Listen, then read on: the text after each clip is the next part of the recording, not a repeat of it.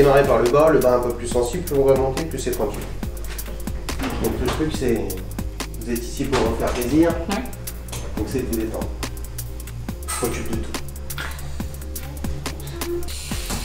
Allez, c'est parti.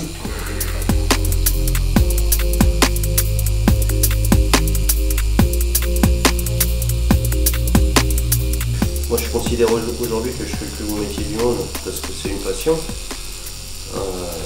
Entre la relation que j'ai avec les clients, entre les dessins que je fais, notre métier fait qu'on va marquer les gens à vie. Bah, quelque part, on confie notre peau. Bah ouais. Même une partie de votre vie, parce qu'un tatouage qui est quand même qui peut être raté ou mal positionné, mal fait, ça peut vous handicaper. Vous savez, nous on a eu il y a quelques années une jeune fille de 25 ans qui est venue chez nous pour faire une modification d'un tatouage qu'elle avait fait faire, qui lui prenait une partie de la cuisse. Et à 25 ans, cette jeune fille ne se mettait plus en maillot de bain. D'accord. Imaginez. Complexé par ce Ah ouais, c'est pas joli, bien sûr, parce que, ouais. absolument. Hein. Je pense que c'est quelque chose qu'on fait quand on est adulte et qu'on a réfléchi, quoi. Il y a en fait 3 solutions. Soit la vôtre, qui est dans votre dessin, que vous avez créé. Alors après, si on estime que le dessin que vous nous proposez ne peut pas devenir un tatouage, parce que c'est pas forcément possible, on va vous le modifier pour que ça puisse devenir un tatouage. On a des gens qui viennent avec des idées, et puis on va leur créer un dessin par rapport à leurs idées. Et puis après, il y a ceux qui viennent avec toutes les images du web. Et bon, on va essayer de les convaincre de rester encore un peu dans leur thème et d'essayer de faire de la création. On va soit modifier le tatouage existant, il ne deviendra pas un beau tatouage, et on ne le fait pas. Il vaut mieux s'inspirer que de copier. Je tatoue pas n'importe quoi sur n'importe qui.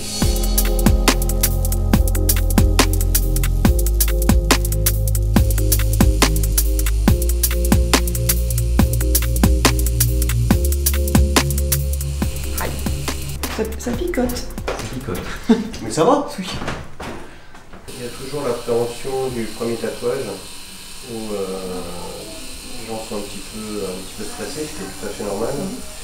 Au bout de quelques minutes, je pense que vous avez pu le sentir. Hein, quelques minutes, finalement, voilà, vous vous rendez compte que c'est pas si douloureux que ça, donc vous détendez. Après, on a les gens qui font des grosses pièces où passer 3 heures, 3 heures et demie de tatouage. Là, ça commence à être à redevenir assez douloureux. J'ai un client qui vient se faire tatouer. Je fais un intégral, c'est-à-dire que je lui tatoue la totalité de son corps, sauf les pieds, les mains et la tête. Dans la carrière d'un tatoueur, c'est assez rare d'avoir, surtout en France, d'avoir quelqu'un qui veut faire un intégral. Il voulait un bras uniquement, donc on a fait un bras. Ensuite, on a fait un deuxième bras. On a fait une jambe, et c'est au moment où on a fait la première jambe qu'il a décidé de faire la totalité de son corps. Là, je suis en train de lui faire son dos, et tout est en couleur.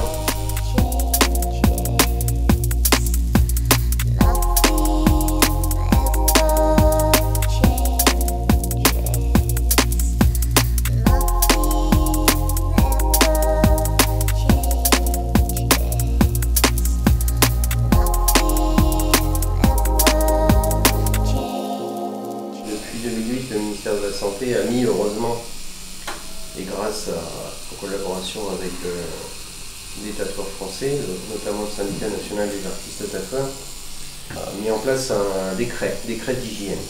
L'obligation aujourd'hui pour un tatoueur et un perceur, parce que c'est la même chose, c'est d'avoir fait un stage d'hygiène et de salubrité qui dure 21 heures.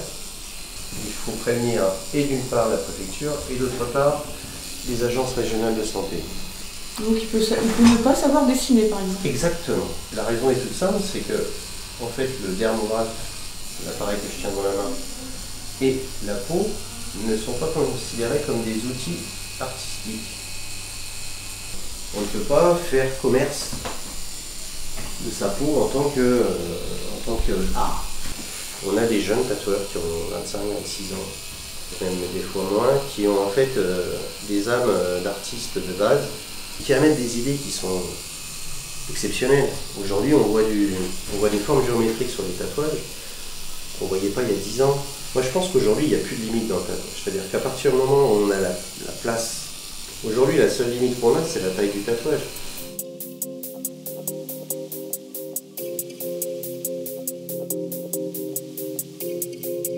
Alors votre fille tatoue aussi? Alors, ma fille est en formation depuis septembre en fait. Donc le parcours de ma fille est un peu atypique.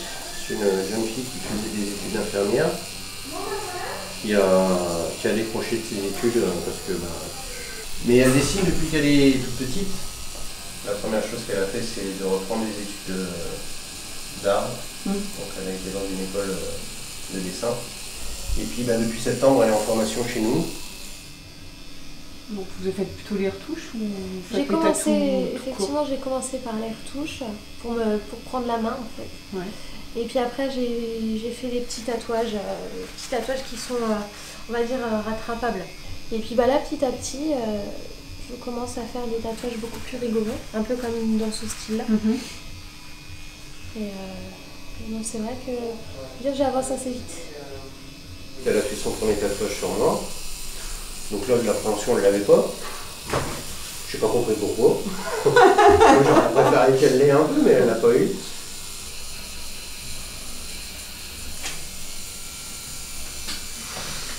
Bon, bah écoutez, je pense qu'on est au bout, hein.